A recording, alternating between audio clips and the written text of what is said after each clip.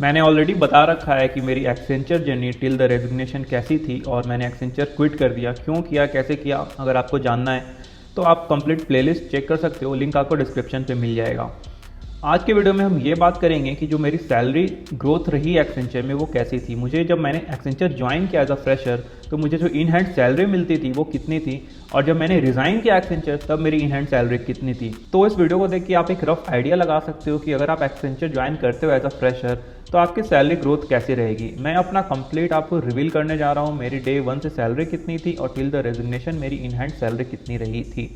यहाँ पे हम इन हैंड सैलरी के बारे में बात करेंगे, हम सीटीसी के बारे में बात नहीं करेंगे क्योंकि इन हैंड ही एक टाइम पे मैटर करता है। तो चलो मेन वीडियो को स्टार्ट करते हैं और वन बाय वन मैं आपको रिवील करता हूँ कि फर्स्ट ईयर में मेरी कितनी सैलरी थी, सेकंड ईयर में क्या हुआ, थर्ड ईयर में क्या हुआ, फोर्थ ईयर में क्या हुआ, कब प्रमोशन मिला तो कितनी सैलरी हाइक मिली, प्रमोशन नहीं हुआ जो नॉर्मल हाइक मिलती है वो कितनी मिली। चलो स्टार्ट करते हैं। सबसे पहले स्टार्ट करते हैं फर्स्ट ईयर से। तो जो मेरी पहली मंथ में जो सैलरी आई थी वो आई थी 24 के अराउंड 24,000 सैलरी आई थी इन हैंड।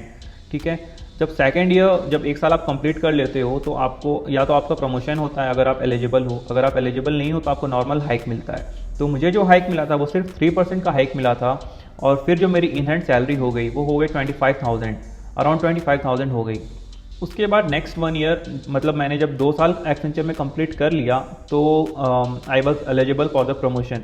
तो फिर मुझे प्रमोशन मिला तो मुझे अराउंड 35% का हाइक मिला इन सीटीसी, और जो मेरी इन हैंड सैलरी आती थी उस टाइम वो आती थी 35,000 समथिंग। तो पहले ईयर में मुझे मिला 24,000 जब मैंने एक्सेंचर ज्वाइन किया। उसके बाद जब मैंने 1 साल कंप्लीट किया तो मुझे मिला 25,000, और उसके बाद जब सेकेंड ईयर 2 साल कंप्लीट हुआ मुझे एक्सेंचर में तो मुझे मिला 35,000। उसके बाद चलते हैं थर्ड ईयर में क्या हुआ, उस टाइम एक्सेंचर की ग्रोथ बहुत अच्छी हो रही थी। तो हालांकि मैं तो प्रमोशन के लिए एलिजिबल नहीं था क्योंकि लास्ट ईयर ही मेरा प्रमोशन हुआ था सेकेंड ईयर में, लेकिन क्योंकि कंपनी की ग्रोथ बहुत अच्छी हो रही थी तो उन्होंने सबको बहुत ही अच्छा ग्रोथ दिया, बहुत ही अच्छा हाइक दिया, और जो मुझे हाइक मिला वो मिला अराउंड 16% का। और फिर जो मेरी इन हैंड सैलरी हो गई वो हो गई 35,000 से 41,000। तो अभी तक जो भी मुझे हाइक वगैरह मिल रहा था वो मिल रहा था हर एक साल पे। बट क्या हुआ, क्योंकि जैसे मैंने आपको बताया कि एक्सेंचर की ग्रोथ बहुत अच्छी हो रही थी, तो फिर क्योंकि ग्रोथ कंटिन्यू बहुत अच्छी होए जा रही थी एक्सेंचर की, तो फिर मुझे नेक्स्ट मिड ईयर बोलते हैं, नेक्स्ट 6 महीने के बाद फिर से मुझे एक हाइक मिला अराउंड 6% का। उसके बाद मेरी सैलरी हो गई 44,000 रुपीज़।